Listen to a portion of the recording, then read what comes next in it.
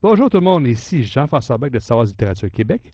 Bienvenue à un nouvel épisode de la Revue de la Haute République. Aujourd'hui, on va analyser et critiquer la nouvelle littéraire Des ombres persistent. Je vais faire ça avec mes deux collaborateurs de toujours, soit Marc, salut Marc, et Jean de Star Wars en direct. Salut Jean. Pas aussi bien que Marc. Ouais. Attends, hier, Jeffrey nous a fait le signe de Star Trek. Ah oui, pour faire un petit peu râler les fans de Star Wars hardcore Ouais, qui n'aiment pas c'est Star vrai. Trek. Bon, on aime tout, c'est vachement bien Star Trek. Bon, ben, avant de poursuivre, on va en profiter pour faire la salutation de nos partenaires, à commencer bien sûr par Star Wars en direct, les gens qui sont parmi nous. On salue Francis, qui d'ailleurs, c'est lui qui a traduit la nouvelle Des ombres persistent, donc c'est grâce à lui si j'ai été à mesure de pouvoir la lire. Ben Jean, m'a te laissé parler de Star Wars en direct, je pense qu'il était beaucoup mieux placé que moi pour parler de Star Wars en direct. La parole est à toi. Je suis sûr que tu pourrais très très bien faire le travail. C'est juste te dire que Star Wars en direct, c'est une émission de balado-diffusion disponible sur toutes les plateformes de balado-diffusion existantes, donc Apple Podcast, Spotify, Deezer, tout ça. On a une chaîne YouTube, on a un Discord, on est partout sur les réseaux sociaux. Donc rejoignez-nous, ce sont des émissions super passionnantes et très intéressantes sur la littérature, mais pas que. On a plein d'émissions diverses et variées, dont des films quand ça sort, comme c'est sorti là récemment cette année, et puis quand il est sorti de séries aussi, là, les séries. Donc ces séries, c'est relativement régulier, il y en a une ou deux par année qui sortent. Donc là, la prochaine, ça sera quoi? Ce sera la Vision, là, pour faire plaisir à JF. Ah, Donc, mais ça, j'ai hâte de le voir, le critiques, Neville Jedi. Ça, ouais. j'avais trouvé correct les épisodes qu'on est dans la saison 1 et 3 de Vision. Puis la bande-annonce, moi, j'ai bien aimé. Marc aussi, je pense que tu disais que tu avais bien aimé la bande-annonce de le 9e Jedi. Oui. Voilà, donc il y aura sûrement des émissions. Quand votre émission sera de sortie, je pense qu'il y aura ces émissions de critiques qui seront sorties, parce que c'est quoi, c'est diffusion de début août, si je me rappelle bien. Oui. Et en plus de ça, t'as tout, t'as la musique, t'as des émissions collector, t'as des émissions événements. Là, récemment, il y a eu l'émission sur la Comic Con de Montréal, qui est très intéressante aussi. Quand ils sont à QC, l'équipe française va parler un petit peu, fait une conférence à QC. Quand il y a des Star Wars célébrations, il y a Sébastien Minot, généralement, qui est envoyé sur place pour faire des rapports des célébrations. Donc voilà. C'est vraiment, on parle de Star Wars dans son ensemble, et puis on accueille tout le monde dans notre communauté très bienveillante pour du Star Wars. Donc rejoignez-nous. Merci, Jean. Et on salue bien sûr Dominique Inca de Star Wars Artefact, qui, donc, je le répète, eux, ils font des vidéos sur les objets de collection, tout particulièrement les sabres laser, les casques et les bustes. Et là, on s'est rajouté un nouveau partenaire qui, d'ailleurs, vous devriez l'avoir vu dans notre podcast sur l'ascension de Kylo Ren. C'est Josué de Josué Star Wars. Donc, lui, c'est un chroniqueur. Toutes les nouvelles qu'il ramasse, puis il spécifie, là, il dit c'est l'app de rumeur, il affirme rien, mais il en parle avec les gens, qu'est-ce que les gens en pensent. Tout ça, c'est vraiment intéressant. Il va parler aussi des jeux vidéo. Il parle aussi beaucoup des films fan-fiction qui ne sont pas faits par l'intelligence artificielle, ça, il insiste pour ça. Puis je dois avouer, j'ai vu une couple de vidéos, c'est sûr qu'ils n'ont pas le même budget que Lucasfilm, on s'entend, mais pour des petits films fan-fiction, je suis resté surpris de la qualité quand même. Et bien sûr, on salue une autre que Lucille Gallio, directrice de collection Star Wars pour Pocket Élysée. Donc, maintenant que nos salutations sont faites, on va céder la parole à Marc pour qu'il puisse nous faire la fiche technique. Marc, la parole est à toi. Parfait. Donc, aujourd'hui, on va vous parler de la nouvelle Des ombres persistent, ou en version originale, Shadows Remain. Il s'agit d'une nouvelle de la phase 1 de la saga de la Haute République. Elle a 22 pages. Elle a été publiée en 2 parties dans le magazine Star Wars Insider, les numéros 207 et 208 en décembre 2021 et janvier 2022 aux États-Unis. Elle faisait aussi partie des histoires de la série Star Wars High Republic Starlight, donc Flambeau stellaire. En français, cette nouvelle n'a jamais eu de traduction officielle. Cependant, notre ami de Star Wars en direct, Francis Pelletier, qu'on a parlé tout à l'heure, en a fait une traduction et ça se retrouve dans son recueil de nouvelles qui se nomme Chronique des Initiés, que vous pouvez voir peut-être ici. Je sais pas si on le voit bien. Il a disparu. Ah, il est réapparu. Oui, il est revenu. Ou sinon, on le remontrera tantôt. Oui. Pour votre information, vous pouvez si vous voulez avoir ces nouvelles-là, vous pouvez le rejoindre sur ses réseaux sociaux, donc sur Facebook. Quelques informations particulières de cette nouvelle. Premièrement, habituellement, les nouvelles Star Wars sont souvent des histoires qui sont avec soit des personnages des séries principales, mais où on raconte une aventure particulière en dehors de l'histoire centrale, ou sinon, c'est des petits personnages qui sont attachés à l'intrigue principale. La particularité des Ombres persistent, c'est que elle est directement attachée à la fin du roman de Bibliothèque verte, Mission Catastrophe, qu'on a parlé précédemment, qui était aussi écrite par Justin Harlan. Aussi, une autre particularité, et pour une rare fois au niveau canon, il y a eu un problème de contradiction entre les deux histoires, entre la fin de Mission Catastrophe et le début de cette nouvelle. Mais comme c'est spoilers, je vais vous le conter plus tard. Tu nous as même teasé, moi et Jean, je pense. Ah ouais. On n'a pas vu ça du tout, quoi. Donc, au niveau des créateurs, le scénario a été fait par Justin Harlan, comme je vous ai dit, l'illustrateur Louis de Martini et le traducteur, comme je l'ai dit, Francis Pelletier. Si je parle de Justin Harlan, elle a participé à plusieurs productions, dont les romans juniors Lando's Luck, Spark of the Resistance, The Acolyte, Wayseeker et un grand nombre de productions de la Haute République, autant en roman, en BD qu'en manga. Elle fait partie du groupe de 5 auteurs à la base de la Haute République. Au niveau de l'illustrateur Louis de Martini, il s'agit d'un illustrateur qui a travaillé à plusieurs reprises pour le magazine Star Wars Insiders. Il a travaillé sur plusieurs nouvelles de la Haute République en produisant les couvertures de ses histoires dans le magazine. Et Francis, je ne vous raconterai pas sa vie. Ça pourrait être trop de détails. Je lui laisse ça pour lui. Étant donné que c'est une nouvelle, il n'y a pas de synopsis précis, donc pour la reste d'information, vous le saurez plus tard. Merci beaucoup. J'aime bien ta fin avec un petit suspense. J'espère que Claude va mettre une petite musique là. On va commencer par le tour de table pour l'appréciation sans cote et sans spoiler, bien sûr. Jean, la parole est à toi. Merci Jeff, merci Marc pour cette magnifique présentation. Et donc, nouvelle à chroniquer. Donc, encore merci à vous pour nous inviter sur cette émission-là, parce que ça, c'est une nouvelle que je n'avais jamais lue, encore une fois, comme toutes les nouvelles de ce recueil-là, de Starlight Stories, là, le premier recueil de la phase 1, on va dire, parce que tout simplement pas d'audiobook, hein, si vous vous rappelez bien, on avait peut-être déjà mentionné ça dans les émissions précédentes, sur les 4 précédentes nouvelles, mais en VO, il n'y a eu que la version papier disponible. Et on le verra en phase 2 et phase 3, tous les recueils ont été disponibles en papier, mais pas en audiobook, hormis le Tales from Light and Life, mais lui qui est un petit peu spécial, qui est un petit peu à cheval, et qui n'est pas lié à Insiders. Tu vois. Donc là, c'est vraiment les nouvelles d'Insiders qui ne sont pas disponibles. J'espère qu'un jour, ils sortiront l'audiobook, ça serait bien sympathique. Mais bon, on l'a quand même lu grâce à notre ami Francis Pelletier, c'est grâce à lui qu'on l'a pu le lire en français et tout, donc c'était génial. Et donc, qu'est-ce que je voulais dire sur cela ? Ouais, donc les 4 précédentes nouvelles, moi je les avais beaucoup aimées. Là, c'était 4 sur 4 pour l'instant, en intérêt et en plaisir de lecture, on va dire. Et donc cette 5e nouvelle, qu'en est-il ? Alors, Justin Harlan déjà de retour pour la 2e fois, hein. On l'avait déjà lu dans une des nouvelles précédentes, qu'on avait bien aimé, sans plus, hein, si on se rappelle bien, c'était celle qu'on avait le moins aimé des 4 quand même. Qui était un peu plus en deçà de celle de Charles Soule et de Cavan Scott, qui était elle, un peu plus intéressante. Et alors celle-là, contrairement à sa précédente, à Justin Harlan, et comme tu l'as très très bien dit, Marc, elle est super intéressante parce qu'elle est très liée, intimement liée à ce roman, la Mission to Disaster, Mission Catastrophe. Et donc ça, c'est très très cool.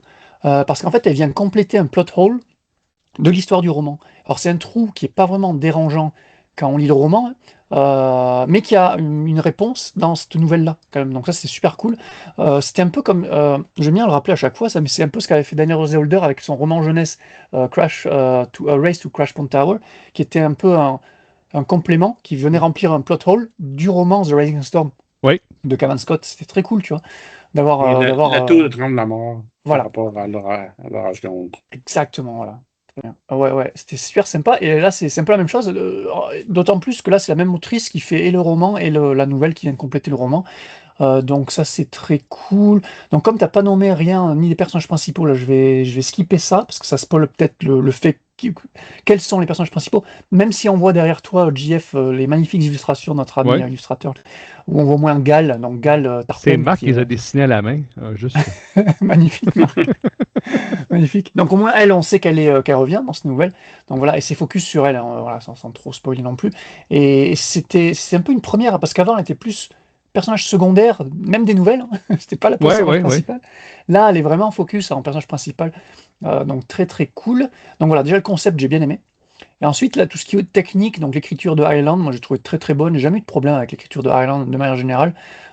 J'ai été embarqué par son histoire. Je voulais vraiment en savoir plus. Quand j'ai vu sur à quoi elle allait s'attaquer, je suis ah, mais c'est génial ça. Je voulais justement savoir ce qui se passait avec Gal de son point de vue à ce moment-là de l'histoire, tu vois. Donc très très cool. Ma maman. Et puis voilà, non, au final, voilà. En fait, le seul point négatif, je dirais que j'aurais voulu en avoir plus. Tu vois, avoir 20 pages sur ça, c'est bien. Mais tu finis la nouvelle, t'es là. Ah, et c'est la dernière nouvelle du recueil. Alors c'est pas mal parce que c'est une bonne nouvelle. Pour finir le recueil, c'est bien. Mais je me dis, mince, j'aurais bien voulu en avoir quelques pages de plus pour avoir la suite. Et donc la suite qu'on imagine, enfin, comme j'ai pas lu les nouvelles, ni même de la phase 2, ni même de la phase 3, j'imagine que la suite des aventures se passera pour la phase 3. Hein. Donc j'espère avoir une suite à ça, parce que je suis resté un petit peu sur ma faim quand même. Là, tout. Mais au final, très très bonne lecture qu'on conseille dans le très bon recueil de Francis. Là, donc c'est super. Très bonne nouvelle. Ouais. Et merci, Jean. Et toi, Marc? Attends une minute, Ouais. Marc, je dois souligner que Jean, je pense que tu vas faire pleurer Francis. Tu as dit que tu avais lu 4 nouvelles sur 4. Tu as oublié qu'on a fait un podcast dernièrement avec Francis. 2 nouvelles, dont la nouvelle splendide. Oui? Oui. Ah, Marc, il va corriger. Excuse-moi, je vais devoir aller du côté de Jean cette fois-là. Parce qu'il a dit 4 nouvelles, mais de ce recueil, Voilà. du Oh, regroupement OK. de nouvelles. Cassé, JF. C'est la 5e de Non, 5 mais de ce c'était peut-être groupe pas de clair. nouvelles. T'as raison, Jeff. C'était peut-être pas clair. Mais oui, non, je parlais vraiment Alors, de ce recueil de la phase 1, en fait. C'est la dernière 1-0 nouvelle de pour la. Marc et Jean. Et voilà. Voilà. Les deux autres nouvelles font partie d'une autre série C'est vrai, de la c'est phase un en autre dessous. recueil. C'est T'as ça. raison. Boom, JF. Là, voilà, Vas-y, c'était Marc. vraiment les recueils Insiders qui sont notamment, comme tu as Ouais. dit, Marc, séparés en deux. Tu vois, là, c'est vraiment spécifique, quoi. Celle de Tales from Light and Life, c'est plus des nouvelles qui ne sont pas publiées dans les Spiders, donc qui sont d'un seul coup comme ça. Et d'ailleurs, on verra en partie spoiler, mais c'est intéressant la partie qu'ils ont tranché. Enfin, les parties où la première partie s'arrête et la deuxième partie commence. On peut dire non, en partie spoiler, non spoiler ça d'ailleurs, ça correspond à la sortie de Mission to Disaster en VO. L'Insider était sorti en décembre, le Jeunesse est sorti début janvier, et la deuxième partie, dans l'Insider suivant, est sortie fin janvier, et ça colle parfaitement avec justement ce qui se passe dans le roman. Et on en parle plus tard, mais c'est super OK, ben oui, ben oui, intéressant au niveau édito. Ils ont Ok. travaillé le truc aussi. Ouais. Vas-y, Marc, Pardon, là, c'est pour vrai, on te laisse parler, là. désolé. Parfait. Je suis assez d'accord, moi aussi. C'est un roman c'est une nouvelle que j'ai beaucoup aimée, dû au fait que c'était directement relié. Parce que quand j'avais lu Mission Catastrophe, puis je pense pas spoilers, on a parlé de Mission Catastrophe, on se demandait de qu'est-ce qui est arrivé à Galterfen, la chef euh, la chef de sécurité. Oui. Et c'est ce que raconte l'histoire, dans le fond. Donc, c'est super le fun d'avoir une nouvelle directement reliée. Et Oui. j'ai eu la même réaction que toi. J'en aurais pris plus. Parce que le seul défaut que je trouve à cette nouvelle-là, puis je peux pas dire que c'est un défaut, c'est la structure qui fait en sorte que c'est que les petites histoires se finissent rapidement. Tu sais, je veux dire, il faut qu'elle passe du point A au point B, ben, ça se fait facilement. Elle avait pas 3 pages à le faire pour l'écrire. Donc, on en parlera spoilers à différents moments. Donc, mais c'est pas grave, on accepte le fait. Et, contrairement à toi, qui avait l'air à vouloir en voir plus après, Mais de la façon que ça finit, avec les informations qui existent à la fin, comme ces informations ne sont pas connues, hein, parce qu'on a quand même lu des choses qui sont passées après l'histoire de la chute de l'étoile, entre autres, et donc ces informations-là ne sont pas connues par nos personnages principaux. Donc, il n'y a plus grand-chose à dire. Ces informations-là se perdent dans le firmament de l'univers Star Wars. Donc, il n'y a plus grand-chose à compter après, à mon avis. Donc, c'est le fun aussi de voir plusieurs personnages donc qu'on a aimés dans les nouvelles.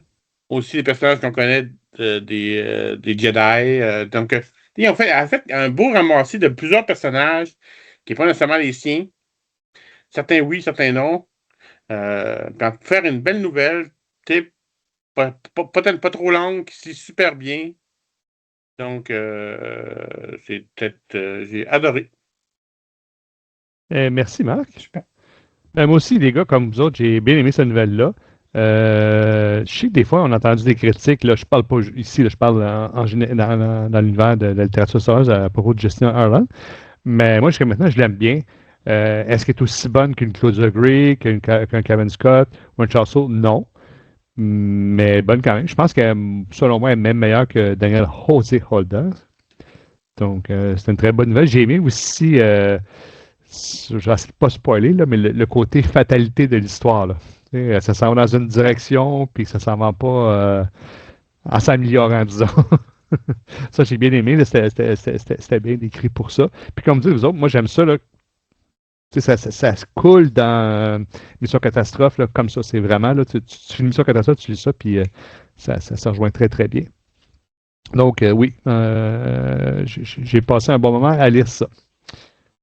Donc, maintenant, on va laisser un gros 5 secondes à Claude au montage, avant d'aller, je refais ma phrase. On va passer dans la zone spoiler. Donc, ceux qui ne veulent pas être spoilés, c'est le moment de nous quitter. Dépêchez-vous à aller lire la nouvelle. Vous avez 5 secondes, parce que dans 5 secondes, c'est là que Jean va nous faire le résumé avec spoiler. Donc, on attend un gros 5 secondes. Jean, la parole est à toi.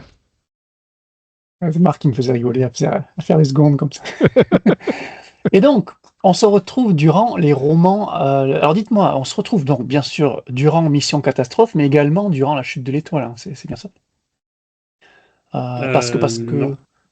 Non, je pense qu'on est. Non, il me semble que vraiment. Pas encore, non, hein? Non. Pas encore. Ok. Pas encore. Okay. C'est mon erreur. Parce qu'on a quand même des Nihil donc qui ont infiltré la station et ont commencé à foutre le bazar. Oui, mais c'était relié au fait que c'était comme la suite de l'histoire qui se passait sur Dalna. Ouais. La Mission Catastrophe. C'est pour ça que les Nihil sont là. D'accord. Ok. Donc oui, c'est lié à Dalna, donc la station n'est pas encore compromise, quoi. Elle tient encore. Ok, ça marche. Donc voilà, la nouvelle va se focus, donc on lisait sur le personnage de la Moncala Gal Tarfin, la chef de la sécurité de la station. Et on commence par un petit rêve / flashback où l'on apprend un petit peu plus sur ce personnage, justement. Et qu'avant qu'elle rejoigne donc, la station stellaire, le flambeau stellaire, elle était membre de la garde royale de Moncala. Rien que ça, quand même. Qu'elle a dû quitter parce qu'elle a eu. Alors, au début, il n'y a pas trop de détails, mais apparemment, elle a eu une romance avec un des héritiers du trône, tu vois, héritier qui l'aurait trahi par la suite et poussé à quitter son poste pour ensuite s'engager dans la République. Donc, en début de nouvelle, on n'a pas plus d'infos que ça, mais on se rend compte que, quand même, elle a un background assez intéressant. Et donc, elle va se réveiller après son nap là, auprès de Velko Jaren. Donc Velko, vous vous rappelez, c'est le personnage phare de ces nouvelles de la phase 1, l'administratrice de la station. Alors, elle se réveille, mais alors pas dans le même lit. Alors moi, j'aurais bien aimé une petite romance entre les deux. Alors, j'ai regardé ce que c'était une bromance au féminin, et ça s'appelle une woumance. Donc une woumance, c'est comme une bromance, mais avec des femmes. Donc voilà, okay. Je ne savais pas. J'ai découvert ça grâce à cette nouvelle. Mais c'était pas du tout ça. Voilà. Mais là je dévie parce que c'est pas du tout ça. Parce qu'en fait, les deux femmes, elles bossent ensemble, mais elles sont pas super potes non plus. On l'avait déjà vu ça, notamment dans une des précédentes nouvelles avec le fameux méchant Vané Serpo, là, qui avait un peu foutu le bazar avec son cargo là, d'armes pour Nihil. Et donc là, les deux collègues s'étaient pris un peu le chou, quoi. C'était un peu disputé, en fait. Donc ouais, elles sont collègues, elles se respectent, mais elles sont pas quand même super potes. Et on nous rappelle aussi dès le début que de nombreux Nihil ont été capturés, emprisonnés dans la station, donc dans les prisons de la station, donc voilà. Et donc, on apprend aussi qu'un représentant de Dalna, le vice-président Akrak Bep, est en visite sur la station. Donc ça, c'est un personnage du roman Mission Catastrophe, et c'est même un passage du roman Mission Catastrophe, et de la même autrice, on l'a dit, qui voit un groupe de Jedi et donc ce vice-président voyager de Dalna sur la station pour les informer de la situation très périlleuse sur Dalna qui impliquerait des Nihil. Elle décide, donc Velko et Gal décident de l'installer, ce vice-président, dans la même aile de la station que la sénatrice Gira Staros, la sénatrice qui est donc aussi sur la station. Voilà. Et soudain, un message d'erreur de système de sécurité dans une zone de la station retentit, et Gal va rentrer quelques lignes de commande, comme ça, pour arrêter l'avertissement. Ok, donc c'est arrêté, ok, pas de souci. Puis elle note que les caméras de cette zone vont être désactivées. Donc là, bizarre, tu te demandes un petit peu ce qui se passe. Donc Gal va prendre un petit break. Et là, je vous avoue qu'à ce moment-là, je me suis dit, ah putain, mais Gal, elle était avec les Nihil depuis le début, quoi. C'est elle qui fout le bordel et tout. Mais pas vraiment, c'est plus compliqué que ça, en fait, vous voyez. Donc Gal va prendre un petit break. Parce que oui, elles sont les deux, hein, Velko et Gal, très fatiguées à cause du montant de travail lié à déjà à la trop forte présence de prisonniers Nihil. Et donc, beaucoup de tâches administratives et par définition très rébarbatives à faire. Donc voilà, Gal, petit break, elle va prendre un petit bain, une petite sieste, et à son retour, Velko va l'informer qu'un message crypté lui est destiné. Donc Gal va lire ce message en l'absence de Velko, qui elle part se reposer à son tour, elles font des tours comme ça. Et là, on est sur le choc, sur le cul, parce que c'est un message d'un Nihil. Donc Nihil masqué, donc impossible de deviner qui se trouve derrière le masque, hormis le fait que la silhouette semble être humaine. Et donc le Nihil va la blackmail, en fait, va menacer de dévoiler le passé et les secrets de Gal, et la forcer à désactiver les caméras de certaines zones de la station. Donc on nous informe ensuite que Gal avait déjà reçu ces derniers mois des messages qui semblaient être des erreurs pour elle, des junk mail, comme on appellerait dans notre monde, quoi, des trucs que tu fous dans ta poubelle parce que ça ne concerne pas vraiment, mais un petit peu lié quand même à son plus grand secret, donc le fait qu'on l'a dit qu'elle était amoureuse et a eu une aventure avec un héritier du trône de Moncala. Donc voilà, les Nihil sont apparemment au courant de ça et la font chanter, voilà, pour lui faire un peu ce qu'ils veulent. Et donc là, on en apprend encore un peu plus sur ce drama. C'est vraiment un drama. J'ai pris comme ça de Moncala, là. Donc je vais détailler ça vite fait. C'est romantique, j'adore. C'est romantique et dramatique à la fois. Donc l'héritier en question, il s'appelle Shenrik, et donc c'est l'ex-amant de Gal. Donc il faisait partie de la royauté de Moncala, mais il était comme troisième en lice pour être héritier du trône. Donc en gros, c'était impossible pour lui qu'il devienne roi de Moncala. Donc Gal et lui, ils sont tombés amoureux. Ils ont couché ensemble et tout. Enfin, couché... comme les Moncala font, je ne sais pas vraiment comment les Moncala font, mais vous imaginez quoi. Et donc, une tragédie a eu lieu, et là on imagine, voilà, donc la mort des deux autres héritiers, donc pour que cet héritier-là, Shenrik, devienne roi en fait. Donc finalement, Shenrik est bien devenu roi. Donc après, il n'y a pas trop de détails sur ça, je vous laisserai discuter sur ça, mais pour moi, voilà, on a tué les deux précédents pour faire monter Shenrik au pouvoir, enfin l'histoire de jeu de pouvoir entre prétendant au trône, ou je sais pas. En tout cas, bref, Shenrik, lui, est devenu roi, mais apparemment, quand tu deviens roi sur Moncala, tu dois être pur, donc j'imagine vierge, quoi, ce qui n'était pas le cas de Shenrik, donc, parce qu'il s'est tapé Gal entre-temps, bref. Donc malgré ça, il a accédé au trône, mais il a caché cette vérité, tu vois. Donc il a caché le fait que voilà, il avait eu une amourette avec Gal avant, et maintenant, voilà, les Nihil connaissent ce secret et menacent Gal, ce qui pourrait engendrer une crise diplomatique majeure sur Moncala, on l'imagine. Et Gal a aussi peur des conséquences sur sa famille. Si voilà, cette affaire venait à être dévoilée, voilà, donc elle a encore de la famille sur Moncala, ça la ferait un peu chier, quoi. Voilà un peu toute l'histoire, le drama de Gal. Quand Velko revient, donc elle indique à Gal que la sénatrice Taros se plaint. Donc Gal, elle y va, et alors, les sénateurs, ils sont un peu chiants, donc elle va aller la voir. Sur le chemin, elle remarque une porte qui est mystérieusement bloquée. Donc elle prend son blaster comme ça, parce que c'est quand même la chef de la sécurité, elle a un blaster. Elle rentre, et puis qu'est-ce qu'elle voit? Une silhouette au sol. C'est un Céline. Donc elle voit pas, elle n'arrive pas à identifier encore le corps et tout. Et bam! Derrière elle, qui c'est qui apparaît? Bam! La sénatrice Taros, qui lui sourit, et bam! Avec une alliée, ou une complice en tout cas, elle assomme Gal. Donc Gal se retrouve assommée. Et là, voilà, ça c'est la fin de la première partie de la nouvelle. Donc là, ça finit plutôt bien. C'est un bon cliffhanger. Oh là là, qu'est-ce qui s'est passé? Oh là là, la sénatrice, bah. Et donc là, on passe à la deuxième partie de la nouvelle. Donc on a une ellipse temporelle de 3 jours. Et Gale est portée disparue au sein de la station. Et elle est commencée à être considérée comme une traîtresse, car elle est suspecte de l'attaque sur le Théline. Mais voilà, Velko, elle la connaît bien quand même. Tu vois, elle travaille depuis longtemps ensemble. Elle n'y croit pas. Et c'est là qu'on fait des liens avec Mission Catastrophe. Donc le Théline, vous l'avez deviné, c'est le vice-président BEP de la planète Dalna, venu sur la station en compagnie de Imri Kantaros pour avertir les autorités de ce qui se passe sur Dalna. Voilà. Et ça, temporellement, c'est après la sortie du roman. Donc ça, c'est cool de ne pas l'avoir dévoilé avant. Donc la première partie, on te dit qu'il y a une Théline sur le sol. Tu lis le roman jeunesse entre-temps, quand tu suis l'ordre chronologique de sortie des œuvres. Et puis bam, deuxième partie, t'apprends que voilà, en fait c'était lui et tout. En fait, tu le savais déjà dans le roman, mais là voilà, on te confirme que c'est bien lui, tout ça. Et donc on est aussi en orbite sur le Dana. Voilà. La station stellaire a aussi été remorquée, comme on dit, en orbite de Dalna. Donc là, on est vraiment après le roman, quoi. La deuxième partie serait vraiment après le roman. Et donc on a Gale, suspecte, car les caméras qui auraient pu filmer l'agression de BEP ont été désactivées par elle. Gale, donc est pensé collaborer avec les Nihil, on l'a dit, mais voilà, Velko n'y croit pas. Voilà, pour l'instant on en est là. Et Gale, on la retrouve donc attachée dans un vaisseau inconnu qui se réveille elle était apparemment endormie par un gaz soporifique, et elle réalise qu'elle a été capturée par la sénatrice Staros, qui est donc une alliée Nihil.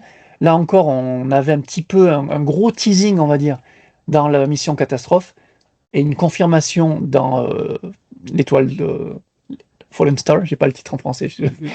La chute de l'étoile. La chute de l'étoile, voilà. C'était confirmé là, mais là on avait quand même des doutes à la fin de Mission Catastrophe. Et donc là, cette nouvelle nous dévoile vraiment le fait que Staros, oui, est allié de Nihil. Ses ravisseurs se rendent dans le non-espace. Le non-espace, c'est une région de la bordure extérieure où se trouve la base des Nihil. Gale va réussir à assommer sa geôlière, qui est une aqualiche, là, à s'emparer de ses électroclés, et puis Gale va partir explorer le vaisseau. Elle va être confrontée à la pilote qui est une chagrienne du nom de Jenny Wataru, que Gale reconnaît, parce que la fameuse Jenny, elle travaillait pour la République, et le sénateur Iset Nor de Sereno. Mais voilà, Jenny, elle aussi, avoue être liée au Nihil, donc Gale va aussi l'assommer. Gale, là on découvre que elle n'est pas chef de la sécurité pour rien, la nana, elle y va, quoi. Elle défonce du Nihil, là, et sans armes, sans rien. C'est ce que tu vois un petit peu sur l'artwork que tu as derrière toi, là, JF, je crois, où tu vois la changrienne face à la Moncala. Donc la Moncala, c'est Gale, qui knock out la changrienne, donc Jenny. Et donc Gale va prendre les commandes du vaisseau. Enfin, elle va essayer, mais en vain, parce que les commandes sont bloquées. Gale n'a plus d'autre choix que d'envoyer un message de détresse. Dans son message, elle va annoncer que les Nihil ont infiltré le Sénat via Staros et Jenny Wataru, et peut-être d'autres strates de la République, on ne sait pas, mais on s'en doute. Et là, tu as 3 vaisseaux Nihil qui arrivent et qui commencent à tirer sur le vaisseau de Gale, qui va petit à petit se démanteler, tuant Jenny et Gale, mais ça, c'est ce qu'on croit. Vous allez me confirmer ou m'infirmer ça, mais moi, j'ai cru comprendre qu'elle n'était pas encore morte à la fin de la nouvelle. Donc, il y a peut-être un espoir de la revoir. C'était un peu vague, mais bon. Mm-hmm. Ouais, parce que quand tu disais, il y a... pas mort dans la nouvelle, elle est morte probablement la page d'après. Ouais, tu penses? Je sais pas. Il n'y a pas été écrite. Voilà, il y a un bon cliffhanger sur le personnage de Gale, en tout cas, c'est bien. En tout cas, elle était pas capable de conduire le vaisseau, elle ne savait pas conduire un vaisseau, donc elle était comme pris. Là, tu sais. C'est vrai. Et puis même, elle accepte le fait que voilà, elle va effectuer une dernière action héroïque avant de mourir, mais elle s'attend à y passer de toute façon. Donc c'est pour ça, quand JF, tu disais qu'il y a ça monte, ça avance jusqu'à l'inévitable, tu te dis, ça va aller jusqu'à la mort de Gale, mais finalement, on ne sait pas trop. Et de son côté, donc sur la station, Velko va rencontrer donc son supérieur Rodorkin, ainsi que le Jedi. quelque chose, je crois. Oh, vas-y. Non, vas-y, continue. Donc Rodorkin ainsi que les Jedi, donc Avar Kriss et Stella Maru, donc ils discutent tous là du cas Gale Tarfin. Maru confirme qu'elle n'est pas une traîtresse, mais que quelqu'un la faisait chanter. Donc voilà, il a retrouvé tous ses mails, tous ses junk mails, tous ces scams, tout ça. Malgré cela, aucune trace de son départ de la station. Donc voilà, il découvre qu'elle n'est plus sur la station. Nous, on sait effectivement où elle est. Plus tard, Maru arrivera à avoir des nouvelles de Gale via son message de détresse, qui il est bien il est incomplet, le message que reçoit Maru, mais avec les bribes du message qu'il reçoit, on peut comprendre un petit peu ce qui se passe, quoi. Donc, elle a été capturée par les Nahil, le Sénat est infiltré, d'autres espions seraient peut-être encore infiltrés. Voilà, donc c'est un petit peu tout ce qu'ils ont. Mais bon. Et la nouvelle finit donc sur Velko qui pense que Gal, alors même si c'était pas une amie proche, elle était une camarade alliée, comme en temps de guerre. Tu vois, il y a un petit parallèle avec le fait que quand elle était sur sa planète Soika là, et durant la guerre civile, les alliés qui combattaient à ses côtés, mais c'était pas des amis, mais c'était vraiment des frères d'armes, quoi. Donc elle considère un petit peu Gal comme ça. Et Velko se jure alors de découvrir qui a enlevé Gal et pourquoi, afin de lui rendre justice.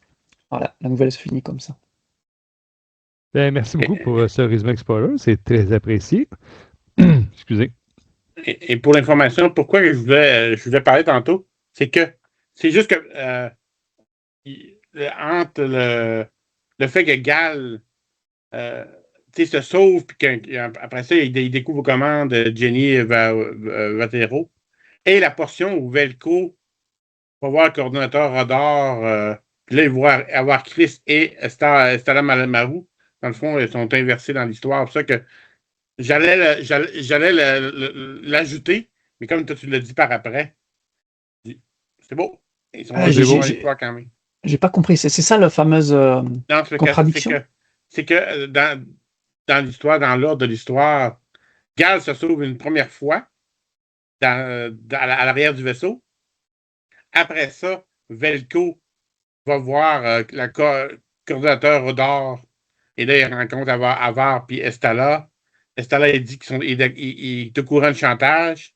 Et après, Gal s'en va dans la cabine pour... oui, d'accord. C'était juste là. Donc, je pensais que tu avais oublié de parler de ça parce que on parlait de l'effet d'avoir Chris et Stella Maru dans l'histoire de Jedi. Des personnages importants à mettre dans la nouvelle. C'est juste effectivement. Ouais.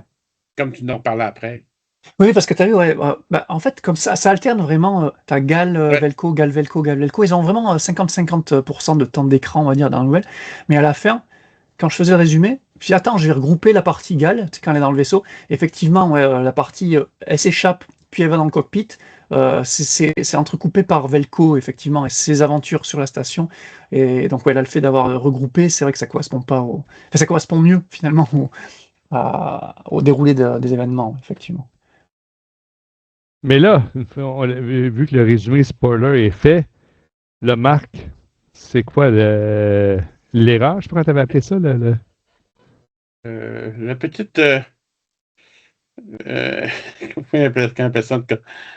Petite chose qui ne fonctionne pas entre les deux histoires, c'est que ou un philoniste ou un philo... Comment on appelle ça? Un retcon. Non, c'est un retcon. Dans Mission Catastrophe, Tarfan, puis quand il y a l'assassinat ou l'attaque contre le vice-président, Tarfan et Velko cherchent ensemble le coupable. Et le lendemain, Tarfan est trouvé disparu. Ah. Le lendemain. Tandis que dans la nouvelle, lors de l'attaque, ou en même temps que l'attaque, dans le fond, juste après, il est fait prisonnier et là, la sénatrice part avec. Donc, il ne recherche jamais avec Velko le coupable de l'assassinat. Okay. Ah, bien vu. Donc, il y a comme un laps de temps où donc Tarfan ne quitte pas immédiatement. On ne sait pas pourquoi il quitte le lendemain. Mais il y a eu le temps de chercher pendant une journée de temps le coupable dans la mission Catastrophe avant de disparaître le lendemain. Ce qui n'est pas le cas dans la nouvelle. La nouvelle, il disparaît immédiatement parce que les Nihil partent avec. C'était la petite chose qui ne fonctionnait pas au niveau de timeline. Un petit retcon. C'est fou parce que c'est la même autrice. La même auteur, c'est drôle. C'est un peu dommage, ça. Et on se moquait de Dave Filoni, on disait que des fois, il se reconnaît lui-même, mais bon, on ne parle pas de Dave Filoni ici, on n'aurait pas assez de disques durs pour enregistrer. C'est une blague. Ça marche mieux, Marc, vas-y avec ton appréciation, ton analyse. Une chose que j'aime, quand tu parlais, Jean, tantôt de la relation entre l'administratrice Velko et Galterfen, il ne faut pas oublier que dans la première nouvelle du départ, la première ou la deuxième, quand on les voit en premier, où Velko arrive comme nouvelle employée, Terfan la traite comme si c'était son adjoint, puis il la traite comme une simple agente de sécurité avant de savoir qu'est-ce qu'elle vient faire. Là. Donc, ça part du début de leur relation amour, c'est pas deux amis, là, ils travaillent ensemble, là, mais ça a comme mal parti au départ, dans la première nouvelle de départ. Donc, c'est drôle de toujours continuer à même elle a même pensé qu'elle pouvait être une île, donc t'as pas la confiance parfaite de deux amis qui travaillent ensemble depuis une couple d'années, tu sais. Donc, ça, c'est drôle.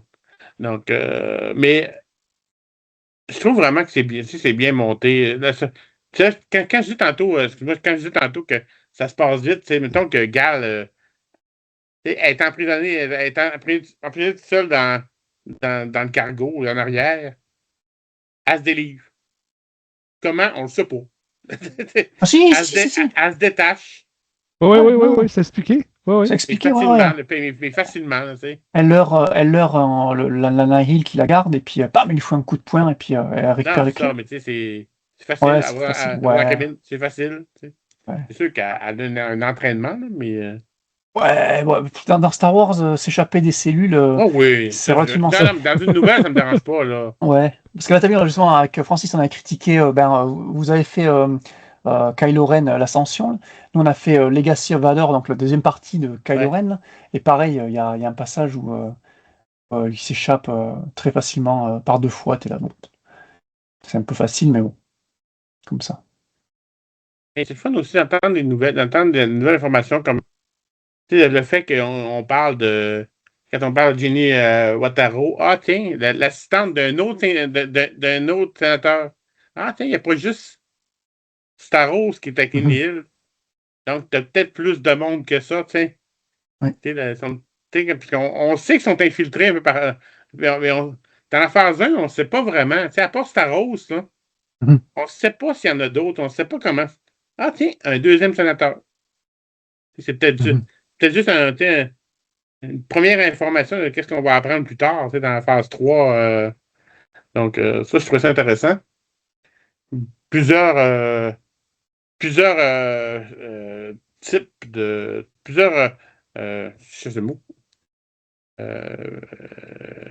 Espèces de personnages, des chagriennes, des aqualifs, donc, c'est pas juste des humains, ça peut dire. Oui. Même si les humains sont quasiment minoritaires dans la gang. C'est le fun de voir ça. Ça prouve que c'est forcé pour créer des personnages. Comme je dis, revoir les personnages. C'est Rodar, le coordonnateur Rodar, ça fait longtemps qu'on n'a pas entendu parler. Lui, je pense qu'on l'avait vu dans les premières nouvelles littéraires avec Pika et... Ouais. C'est ça, hein, c'était là. Hein? Pourtant, tu sais, dans le fond, c'est un des personnages principaux du flambeau. Ben oui. C'est le pendant République de Estella Marou. C'est vrai. Dans la réalité, là, c'est le coordonnateur, c'est lui qui gère toutes les opérations pendant que Marou gère les Jedi. On le revoit là. C'est juste pour le montrer, dans le fond. C'est une réunion qui mène. Qui fait juste montrer qu'ils ont compris ce qui se passait. Parce que c'est Velko qui a pris. Parce que Velko, pareil, la première nouvelle où Velko arrive sur la station, elle est censée être l'aide de Rin. Et au final, elle devient un petit peu celle qui s'organise, qui organise le tout, plus que. Comment il s'appelle Rin, comment il s'appelait le gars Kin, pardon. Kin. Voilà. Donc c'est plus elle qui est sur le spotlight plutôt que Kin, qui lui est vraiment un personnage secondaire, oui, qui est censé être plus gradé qu'elle, mais au final, c'est elle qu'on suit plus que lui. Oui, parce que lui, il est pris dans ça de patente, il est jamais là. Ouais. Puis... Oui, jamais là. Donc, non, ça, j'ai vraiment aimé comment c'est monté le fait de se promener d'une place à l'autre. Tu sais, sur le flambeau, dans le vaisseau. Ça fait que la nouvelle passe super vite. Oui. Parce qu'il ne s'empête pas à faire trop de blabla pour rien. Il n'y a pas de mots qui servent à rien dans cette nouvelle-là. Là. Non, vraiment Parce pas. qu'ils ont quand même fait beaucoup d'histoires, même si c'est assez rectiligne, là, mais ils ont quand même donné beaucoup d'informations en peu de pages. C'est vrai. Pour un fan qui aime suivre l'histoire, parce que toute l'information est importante, dans le fond, elle fait partie vraiment de l'histoire des Nihil, puis de ce qui va arriver, après, là, tu sais. Donc, plein de belles choses. Puis on voit Emery aussi. Emery, quand il prouve que c'est lui qui a amené le vice-président là. Oui, c'est son idée. Hein. C'est lui qui en garde du corps. Qui n'a pas fait sa job. Oui, un petit caméo, le Emery. Ouais. Exact. Ça. Merci pour ça, Marc, mais je rebondis sur quelque chose que tout juste de dire. Là. C'est vrai, dans les règles générales, dans les nouvelles qu'on a lues, on en parlait de ça. Je pense que d'ailleurs, pour être plus précis, avec une nouvelle de Kavanska, on n'en revenait pas comment qu'en 15-20 pages, ils sont capables de synthétiser la chose sans s'éterniser, puis de donner beaucoup, beaucoup d'informations. Tu sais, on a même parlé du passé de... Tarfen, comment on prononce son nom? Starken. On a même parlé de son passé. Puis c'était bien fait. Là, ils ne sont pas éternisés là-dessus. Bien, c'était important à savoir parce que c'est avec ça qu'il a fait, que la faisait chanter. Donc, effectivement, j'ai aimé ça pour ça. Ben, vas-y, Jean, je t'écoute. Toi, avec une romance! En plus, avec une romance! Fais une nouvelle avec une romance, sérieux. C'est rare. Parce que Velko, en plus, on la connaissait bien. Parce qu'on une romance au passé. Oui, voilà, une romance passée. Mais ouais, Velko, on avait bien son passé un petit peu développé dans la nouvelle précédente avec son passé de guerre civile, de guerrière sur sa planète et tout. C'est vachement intéressant. Et là, c'est autour de Gal et super intéressant. Franchement, les deux personnages mériteraient un roman à part entière, carrément basé sur, un roman où elles se baladent dans la station et qu'elles font leur bail et se sur la gueule. Ouais, j'aimerais très bien. Ouais. Mais c'est vraiment bien. Ouais, comme tu disais, Marc, il n'y en a rien acheté dans cette nouvelle, que ce soit le passage chez les Nihil, sur le flambeau. On alterne, tu disais, c'est vraiment très entertaining, là, comme on dit. Et qu'est-ce que je voulais dire? Et oui, tu disais, ouais, c'est rapide, le rythme est soutenu parce que il se passe tout le temps des choses et c'est très rapide. Donc la façon dont elle s'échappe, la façon dont elle prend le contrôle du vaisseau, bam bam bam, la façon dont elle découvre les caméras coupées, bam bam. C'est vrai que ça va peut-être un peu vite. On aurait bien voulu plus de développement, plus que ça prenne plus son temps, mais bon, c'est le format qui est comme ça, donc c'est pas grave. Hein. Au final, ça va, quoi. Mais ouais, non, c'est vraiment une super nouvelle. Moi, le personnage de Jenny, là, Wataru, la Shangrienne, là, je vous avoue que si j'aurais pas fait de recherche, j'aurais complètement zappé qui c'était, parce qu'elle était présente dans Light of the Jedi, là. Mais son nom disait quelque chose, il me semble que j'avais vu au début. Ouais. Parce que c'est le seul roman où elle est vraiment là, et après, elle est plus du tout réapparue jusqu'à là, quoi. Donc, après, c'est vraiment le fait qu'il nomme le sénateur, qu'elle est assistante de sénateur. Moi, le personnage lui-même me disait rien. Tu sais. C'est ça. Oui, heureusement, ils font un petit rappel à ça. C'est plutôt sympa. Et sénateur qui était lui plus présent, hein, qui était là dans The Rising Storm. On l'a vu à des places.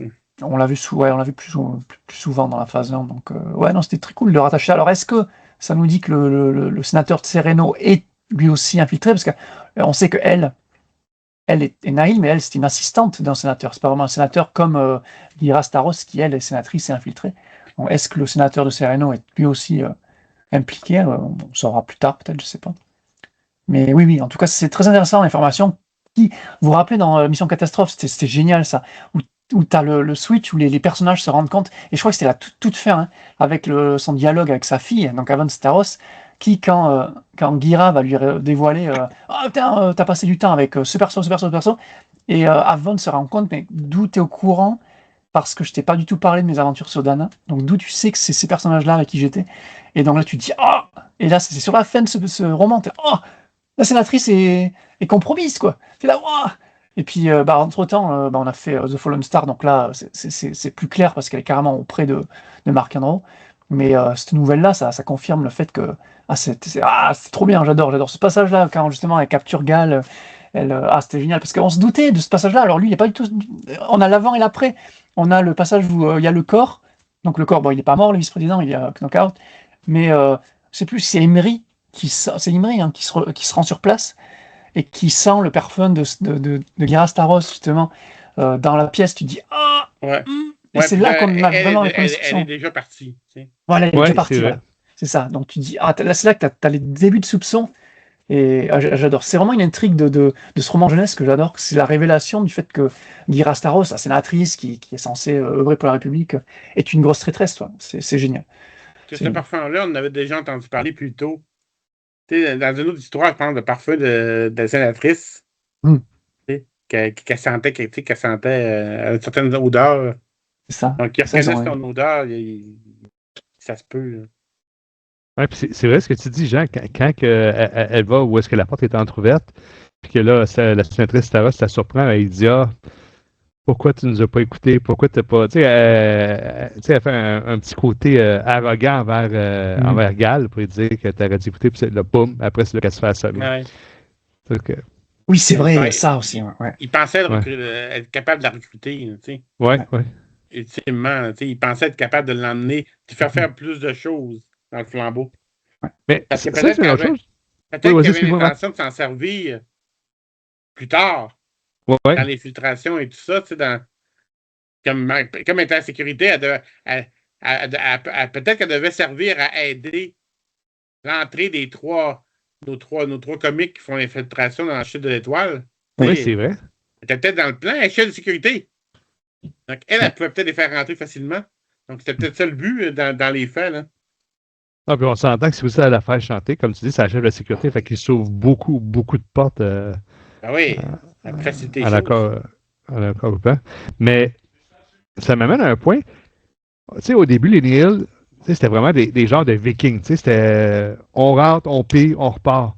Jamais j'aurais cru qu'ils seraient allés jusqu'à vouloir faire de la corruption auprès de sénateurs. Parce que ça tenait sa voiture extérieure, puis il n'était pas vraiment organisé. Puis c'est là que tu vois que Marshall a vraiment amené ça, les Nihil, à un autre niveau. C'est plus juste du pillage. C'est le changement. C'est ça. Puis, Jean, tu vas pouvoir nous le dire sans spoiler, bien sûr. Est-ce qu'on le sait? Qu'est-ce qui peut attirer un sénateur vers une bande de vikings? Je ne sais pas si vous tu veux dire pourquoi Gira, elle a craqué pour Marc? Ouais, c'est-tu parce qu'elle trouve de son goût ou il y avait d'autres. Le pouvoir. Phase 3. Ok, c'est pas mentionné. Ok, oui. Non, phase 3, j'ai pas envie de te révéler le truc. Non, spoil-moi pas. Non. Mais oui, il y aura des petites explications par la suite. Ouais. Donc, puis Marc, j'ai rebondi sur ce que tu as dit, c'est vrai, une fois de plus, la diversité des races. Mais en fait, tous les auteurs, à l'exception de Claude Gray, là, dans l'autre République, c'est le fun parce que c'était vraiment beaucoup de races différentes. Puis là, tu vois, même cette nouvelle-là, le personnage principal, c'est une en français, je pense qu'on dit Mont Calamari, je pense. Mont Calamari. Ouais. Mont Calamari, c'est la planète. Ah, la planète, ok. Fait qu'on dit. Mont Cala, c'est la ville, la capitale. Okay. On dit Mont Cala. Eux, c'est des Aqualish ou des Quarren. Je crois que c'était Mont Cala. Mont Cala, je crois que c'est la race aussi. Les Quarren, c'est ceux qui ont comme des tentacules. Mais les Aqualish, les Aqualish, c'est ceux qui ont les boules. C'est les deux peuples de Mont Cala. Non, les Aqualish, c'est comme. Ouais, Aqualish, ils ont des couilles là. C'est ce que frappe. C'est quoi? C'est ce qui agresse Luke dans l'épisode de. T'as raison, c'est Mont Cala et Quarren sont les deux planètes. Ouais. Aqualish, c'est un. Parce qu'il y a deux. Je sais qu'il y a deux. Ouais, ça, sont deux. Ça, je me souviens, on le voyait dans. Voyons. Clone Wars. Il y a un petit arc là, sur. Ouais, c'est Mont Cala, ouais. Mont Cala contre les Quarren, effectivement. C'est une planète divisée en deux peuples. Mais... Ouais, non, les Aqualish, ils ont les sales gueules. Qu'est-ce que tu regardes? Vraiment solide. Mais, vas-y, Marc. Ouais. J'ai une question pour vous autres. Est-ce que c'est la première fois qu'on entendait le mot non-espace? Eh oui! Alors, il était présent. Tard. Tu vas voir, Jean-François, on va le voir plus tard. Ouais. C'est quoi exactement le non-espace? Hein? En faisant de la relecture de nouvelles, je sais c'est quoi ben, j'ai une idée c'est quoi le non-espace parce que j'ai aidé Francis, c'est un grand mot. Je trouve que j'ai juste fait de la relecture là, pour lui. Puis il sélectionnait pour pas se faire spoiler. Puis oui, dans ce que j'ai relu de la phase 3, effectivement, là, il y a la zone d'occlusion, le non-espace, il en parle. Mais si tu veux plus se développer, vas-y. Là, peut-être qu'il y a des choses qui me sont échappées. Là. C'est comme l'espace où, où le vaisseau de Martian Ro est. C'est un environnement de. Je sais pas exactement c'est où justement, là, mais c'est comme ça qu'ils l'appellent dans l'espace. C'est dans alors c'est la bordure extérieure, ça c'est sûr. Oui. C'est très éloigné du noyau. Et c'est un espace donc, qui était déjà présent, sans être nommé dans Light of the Jedi, la lumière du Jedi, mais qui est nommé non-espace pour la première fois dans cette nouvelle-là. Donc c'est pour ça que c'est important quand même. Puis après, il sera nommé plein de fois plus tard. Mais il y a des concepts spécifiques. Donc tu as le vaisseau de Mark Hanro, mais tu as aussi donc, le gaz électrique. Tu as de la Terre aussi. Tu as voilà. T'as comme pas une planète, mais tu as comme des morceaux. Comme des morceaux de planètes. Comme des astéroïdes, je sais pas quoi. Ouais, voilà, c'est comme des astéroïdes, mais différents. Enfin, les comics, on le verra, et tu vas. C'est vrai que visuellement, c'est compliqué. On va le voir dans l'œil du cyclone, à la fin de phase 1. Là. Ah, ok, ouais, c'est ça, j'ai hâte de voir. C'est spécial hein, comme concept, hein, parce que tu dis comment tu arrives à respirer. Techniquement, tu es dans l'espace, mais comme tu es attaché à une morceau de planète, donc tu es. Je sais pas, c'est vraiment spécial. Mais donc, comme à l'intérieur. Ouais, c'est là où il y a le trône de Mark Hanro, tout ça, c'est super sympa, j'aime bien comme concept. Et je sais pas s'il y avait d'autres choses à rajouter, messieurs. Moi, j'avais. Quand vous parlez les deux, j'avais pris des notes pour des petits points relancés, mais on vient de passer au travers. Sinon, moi, je rajouterais que je trouve que Gal respecte bien son personnage parce que depuis le début, moi, j'ai toujours trouvé que c'était un personnage qui était droit, qui n'était pas du tout corruptible. Puis même, je ne sais pas si vous en souvenez, là, c'est avec l'histoire des plantes.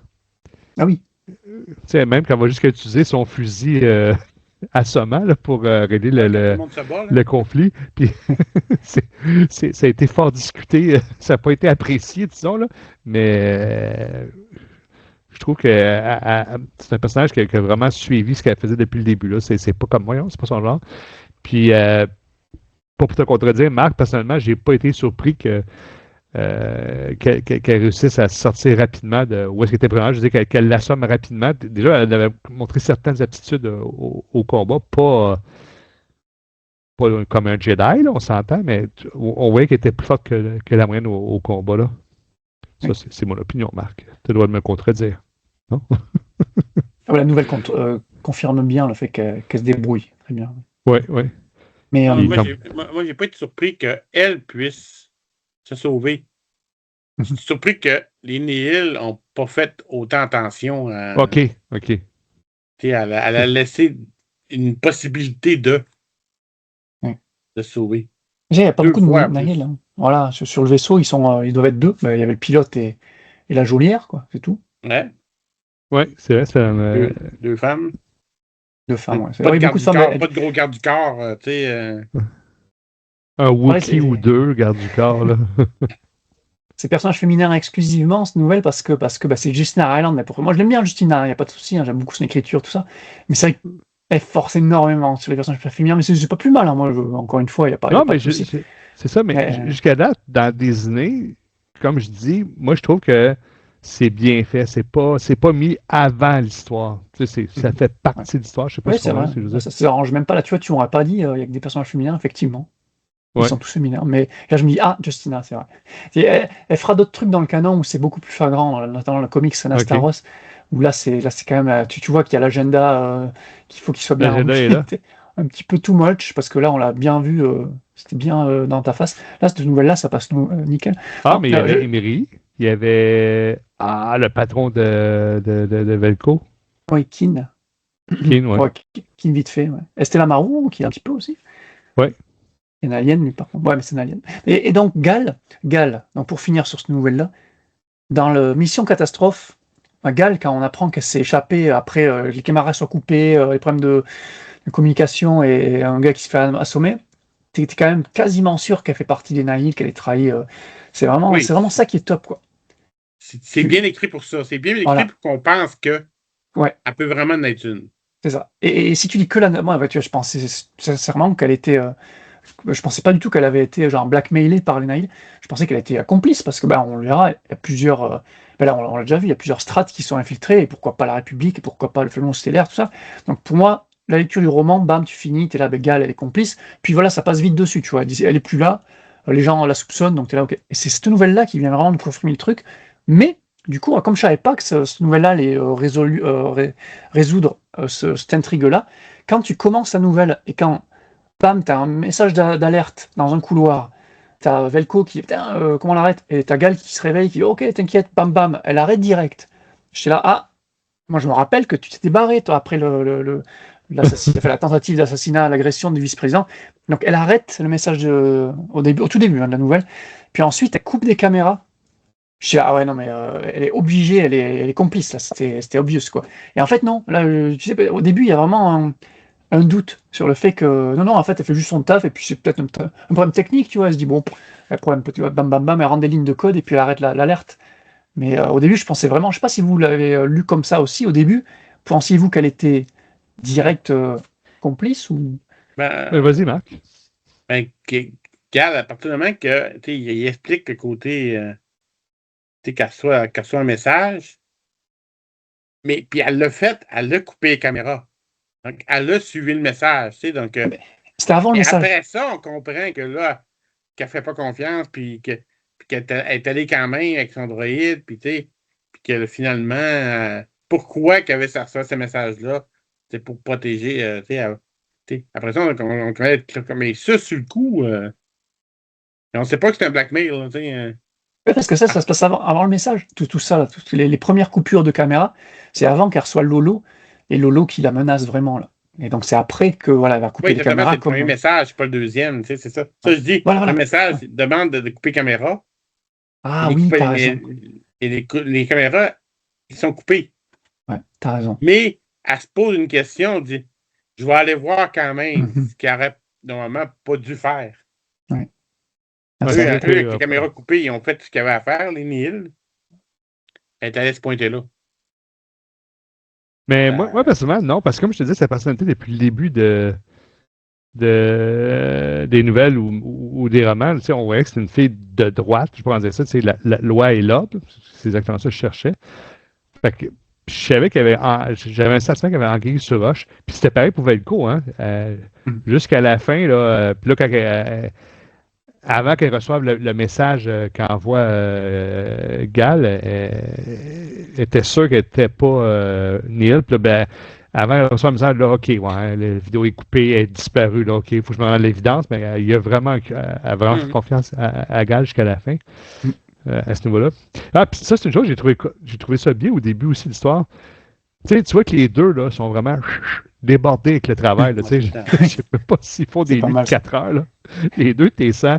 Puis tu sais, ils sont peut-être pas les meilleurs amis du monde, mais ils se supportent quand même dans leur temps. Ah, vas-y, je vais te couvrir, va te reposer. Il y a quand même un respect.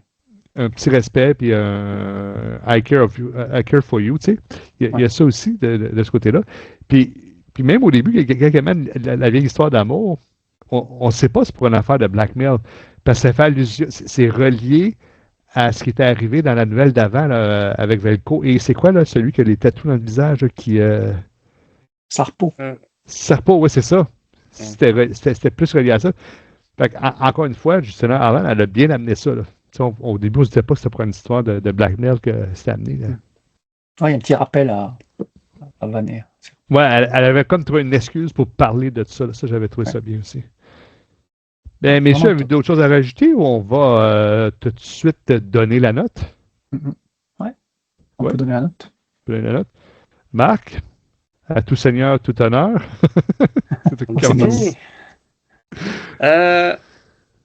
Pour la qualité de la nouvelle, moi, je me rappelle jamais de quelle note que je donne partout, donc ça n'a peut-être jamais de sens, les notes que je donne. Mais je donnerais un 8 sur 8.7. 8.7. C'est une excellente note pour moi. Excellent. Oui, très bien. Parce que j'ai tout aimé cette histoire-là. Tu sais, c'est une petite histoire. Tout aimé, l'intégration.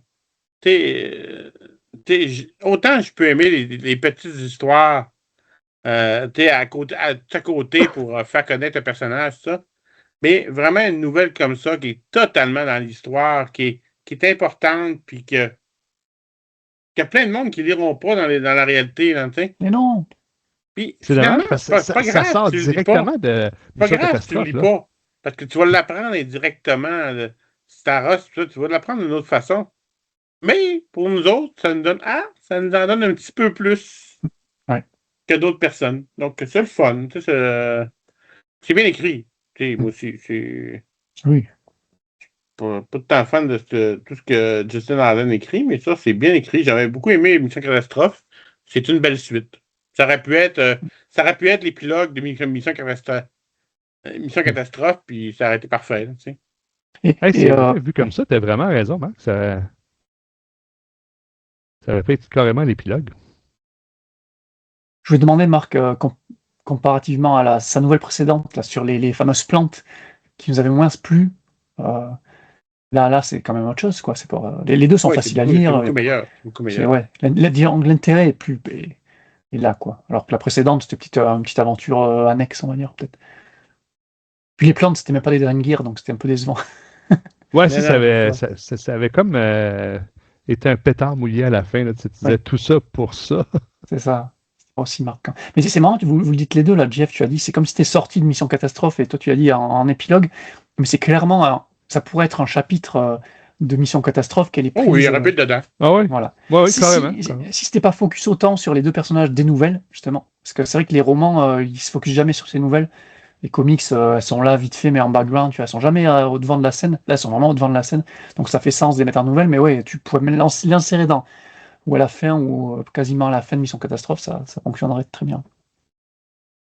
Ouais, parce que ça finit, Mission Catastrophe finit sur l'assassinat avorté du vice-président, tu sais, mais. Ouais. Mais dans les faits, là, dans les faits, là-dedans, on ne sait même pas qu'elle est avortée. Il faut savoir. Ça n'a pas d'importance parce que c'est l'assassinat qui mène à tout le reste. Qui sont morts ou pas, ils ne savent pas, ils sont partis. Mais si on aurait mis ce chapitre dans leur bouquin, il y aurait peut-être eu moins justement ce sentiment que j'adore dans Mission Catastrophe, qui est le fait de découvrir que Ghira Staros est une traîtresse, quoi. Et ça, c'est parce que là, ça confirme vraiment, c'est bon, c'est acté, tout ça. À la fin du bouquin, il y a quand même un petit doute. Je sais pas si c'est un petit doute, mais tu pourrais avoir un petit doute quand même. Ah non, quand même pas. En plus, c'est la maman de Avant qui est une héroïne des bouquins aussi. Je sais pas. Ça lui permet de faire un happy ending sur Mission Catastrophe. Ouais. Tout le monde est sauvé. Ils ont sauvé Dalna. La réunion de tout le monde. Sauvé Avon. Tant qu'à parler, Jean, vas-y donc ta note. C'est rigolo parce que bon, c'est pas concerté du tout, mais comme toi, Marc, j'ai pas du tout les notes que j'ai mises aux 4 nouvelles précédentes, j'ai très bien aimé, mais et là, j'avais noté un 9 sur 10, tu vois, donc pas loin de ton 8.7. Donc 9 sur 10, vraiment, j'ai adoré. Encore une fois, pour finir le recueil, j'imagine que si tu lis toutes les nouvelles d'affilée, tu finis sur ça, t'es bien, quoi. Donc ouais, non, une super nouvelle qu'on conseille vraiment à tous. Donc procurez-vous le recueil de Francis, ça c'est top. Et Francis m'avait dit en plus, quand je lui ai dit, c'est les 5 nouvelles de la phase 1 que je connaissais pas, donc que j'ai découvert avec vous. Les 5 sont bien, et Francis me dit, ah bah écoute, les nouvelles de la phase 1 sont les moins bonnes des 3 phases. J'ai dit, ah bah disons, si les 5 là sont les moins bonnes, je m'attends à tu vas d'avoir les autres. Ouais, ça va être bien. Si on met 9 à ceux qui sont censés être les moins bien, donc les 2 et 3, ça va être entre 9 et 10 à chaque fois. On a hâte en tout cas. Il y a une qui me vient en tête que c'est plusieurs nouvelles dans la phase 3, mais que quand on va faire un podcast dessus, on va la faire une one-shot parce que c'est la même histoire. C'est vraiment. Queen's Bloom. Queen's Bloom. Ouais, je me souviens plus si c'est celle-là, je me souviens plus, mais en tout cas, sincèrement, c'est comme si la nouvelle qui a un titre, dans le fond, c'est un chapitre. Mais c'est très bon. C'est très bon, là, vraiment, là, vous allez voir quand on va être rendu là. Mais pour ma part, moi, j'y vais aussi avec une bonne note, un 8.5. Rapidement comme ça, c'est une des meilleures nouvelles que j'ai lues dans la Haute République. Sincèrement, j'ai rien à y reprocher. Il n'y a pas eu de longueur, l'histoire se tenait très bien. Personnellement, même si c'est pas agréable, mais j'aime l'histoire comme une fatalité parce que ça s'en va dans une direction, puis tu t'attaches au personnage, puis ça finit qu'il n'y a pas de solution miracle. Là, fait que, non, bravo Justin Erland, très bonne nouvelle. J'ai passé un bon moment à lire ça. Ben maintenant, on va aller au moment où on dit aux gens sur quelle plateforme nous retrouver. Donc, pour que Marc se prépare mentalement, émotivement, on va laisser la parole à Jean. OK. Marc fait une session de Voilà. Yoda, là, tu sais, quand il fait de la méditation. On va laisser méditer. Ouais. Et Jean, donc, si tu faisais aux gens sur quelle plateforme on retrouve Star Wars en direct, la parole est à toi. Et oui, Star Wars en direct, ben, comme dit en intro, ben, partout, sur toutes les plateformes et réseaux sociaux. Donc, on est sur Facebook, Instagram, X, Thread, il y a quoi d'autre? Instagram, j'ai dit. Voilà, Il y a pas de YouTube, YouTube. Discord, voilà, et Ouais. voilà, YouTube. On a même une boutique, Discord, une boutique Redbubble, pardon, où vous pouvez acheter les magnifiques designs de t-shirts réalisés par notre leader suprême, Danny Pépin, dont c'est le travail d'être graphic designer. Donc, il fait de superbes artworks que tu peux mettre sur un t-shirt ou partout ailleurs. Et voilà, donc retrouvez-nous tout partout. Et puis voilà. Ben, merci beaucoup pour ça. Marc, ta méditation, t'es prêt? Ouais. Donc, nous, groupe Star Wars Théâtre Québec, on peut nous retrouver sur Facebook, YouTube, Instagram, Spotify, Deezer et Apple Podcasts, et bientôt par signaux de fumée. On travaille là-dessus. Ça s'en vient. Super. Ben, messieurs, un gros merci d'être prêts au jeu. Ça fut un moment agréable d'analyser tout ça. J'en profite aussi en même temps pour remercier Claude et Guillaume qui s'occupent du montage et des effets visuels. Encore une fois, aucun tête à ma part, si ce n'était pas d'eux, ça ne serait pas possible de faire ces vidéos-là. Et donc, j'invite les gens à vous abonner à notre chaîne, ainsi que celle de Jean, c'est-à-dire Star Wars en direct. N'oubliez pas de nous liker, n'hésitez pas à nous poser des questions, ça nous fait toujours plaisir d'y répondre. Et sur ce, je vous souhaite une bonne fin de journée.